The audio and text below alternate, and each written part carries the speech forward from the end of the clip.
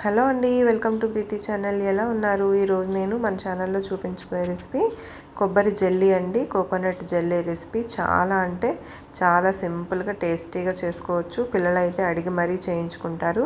ఇది మళ్ళీ చేయమని మనల్ని అడుగుతూ ఉంటారు, అంత బాగుంటుంది. ఇంకెందుకు ఆలస్యం, హెల్తీగా మనం ఇంట్లోనే సింపుల్గా చేసుకునే ఈ కోకోనట్ జెల్లీ రెసిపీ ఎలా చేయాలో చూపిస్తాను.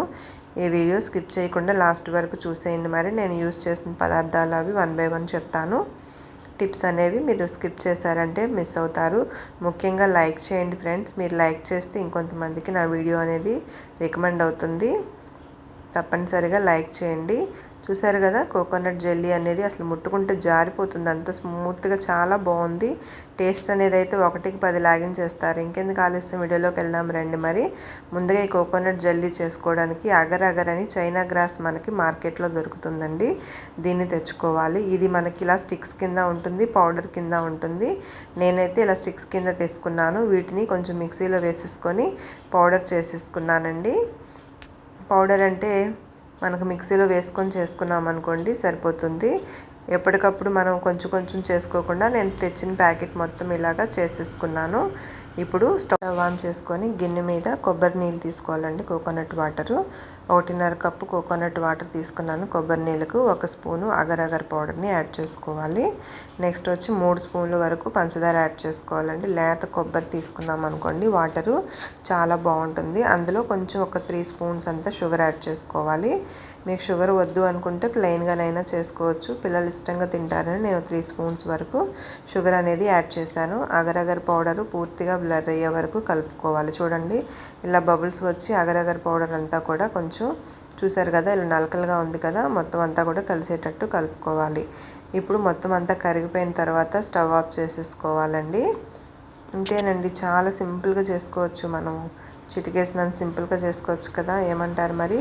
చూసారా, కొంచెం గోరువెచ్చగా ఉన్నప్పుడు దీన్ని మనము కప్పులో వేసుకుందాము. కప్పులో లేత కొబ్బరిని చిన్న చిన్న ముక్కల కింద కట్ చేసుకోవాలి. మరి చిన్నగా కట్ చేస్తే కనపడదని నేను కొంచెం పెద్ద పెద్దగానే వేసుకున్నానండి. ఇట్లా కొబ్బరి అంతా కూడా వేసుకున్నాక స్పూన్తోనే జస్ట్ అలా టచ్ అప్పించుకొని ముక్కల కింద క్రాస్ చేసుకోవాలి. 1 స్పూన్ తీసేసి కొబ్బరి నూనె యాడ్ చేసుకోవాలి. మనం ఆల్రెడీ చేసి పెట్టుకున్నాం కదా, అది వేసుకున్నాక మళ్ళీ రిమైనింగ్ కొబ్బరిని వేసుకుందాము. చూడండి, మొత్తం అంతా కూడా చిక్కబడిపోతుంది చల్లారే కొద్దీ. ఇప్పుడు బాగా కలుపుకున్నాక మనం పక్కకు తీసుకున్న మిగిలిన కొబ్బరిని కూడా యాడ్ చేసేసుకోవాల్సి ఉంటుంది. వాటర్ అంతా కూడా యాడ్ చేసేసుకొని ఈ కొబ్బరి అంతా కూడా యాడ్ చేసి ఇలా కదలకుండా మనము పక్కన పెట్టేసుకోవాలండి. ఒక 1/2 అవర్ పాటు పక్కన పెట్టామనుకోండి, చూడండి జెల్లీ టైప్లో మొత్తం అంతా కూడా రెడీ అయిపోతుంది. ఇప్పుడు మనం ప్లేట్లో టర్న్ చేసుకొని పీసెస్ కింద కట్ చేసుకొని తినేసేయడమే. ఇంకెందుకు ఆలస్యం, చూసారు కదా, చాలా సింపుల్గా చేసుకోవచ్చు. ఈ అగరగర్ పౌడర్ మార్కెట్లో మనకి సూపర్ మార్కెట్లో అక్కడ దొరుకుతుందండి. తెచ్చుకొని మనం ఇలా యూస్ చేసుకొని చేసుకోవచ్చు. చాలా టేస్టీగా, చాలా సింపుల్గా చేసుకోవచ్చు. ఈ జెల్లీ అనేది కోకోనట్ జెల్లీ మనకు మార్కెట్లో కూడా రెడీమేడ్ దొరుకుతుంది కదా, ప్రతిదీ మనం ఇంట్లో చేసుకోవచ్చు. ఇలా ట్రై చేయండి. ఈ రెసిపీ మీకు ఎలా అనిపించిందో నాకు కామెంట్ చేయండి. మీ ఫ్రెండ్స్కి, రిలేటివ్స్కి కూడా షేర్ చేయండి ఫ్రెండ్స్. కొత్తగా చూస్తున్న వాళ్ళైతే ప్లీజ్ సబ్స్క్రైబ్ మై ఛానల్. చూసారు కదా, అసలు ముంజు ఉంటుంది చూసారా, అలాగా అసలు టేస్ట్ కానీ జారిపోతుంది నా చేతిలో అయితే, అంత స్మూత్గా ఉంటుంది. మీరు ట్రై చేసి నాకు కామెంట్ చేయండి, లైక్ చేయండి. Thank you for watching. Thank you. మీ ఫ్రెండ్స్కి కూడా రిఫర్ చేయండి. Thank you.